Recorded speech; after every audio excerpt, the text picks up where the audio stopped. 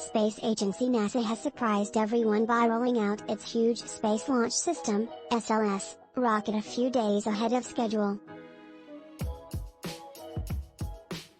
In preparation for the planned August 29, 2022 launch of the Artemis-1 mission to the Moon, and the first test for SLS, the launch vehicle was gradually moved to Launchpad 39B at NASA Kennedy Space Center in Florida by NASA's famous Old Crawler Transporter 2. Standing 322 feet high, SLS will be the most powerful rocket in the world to launch since the last Saturn V moon rocket took the Skylab space station into Earth orbit in 1973.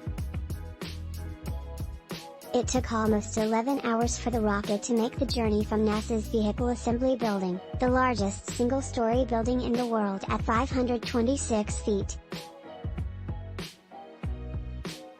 to the launch pad. The rollout is the precursor to a launch that will mark the beginning of humanity's return to the Moon. The last humans to step on the lunar surface were Apollo 17 astronauts Jack Schmitt and Gene Cernan in 1972. Although the Artemis-1 mission won't be crewed, it will test life support systems using mannequins ahead of Artemis-2 and Artemis-3, the latter of which will take the first woman and the first person of color to the surface of the Moon.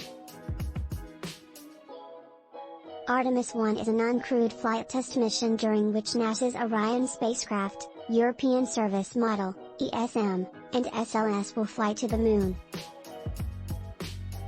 The spacecraft and rocket will launch, orbit the Earth, and then send Orion and the ESM to enter an elliptical orbit of the Moon that will see them get to within 62 miles above its surface and about 40,000 miles beyond it.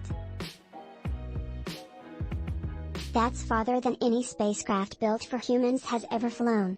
The mission will last about 3 weeks with the Orion capsule splashing down of Baja, California just after ditching the ESM. Artemis-1 should launch on August 29, 2022.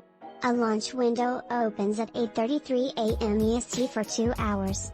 If it successfully launches, then the Artemis-1 mission will last for 42 days, with splashdown off Baja, California on October 10, 2022.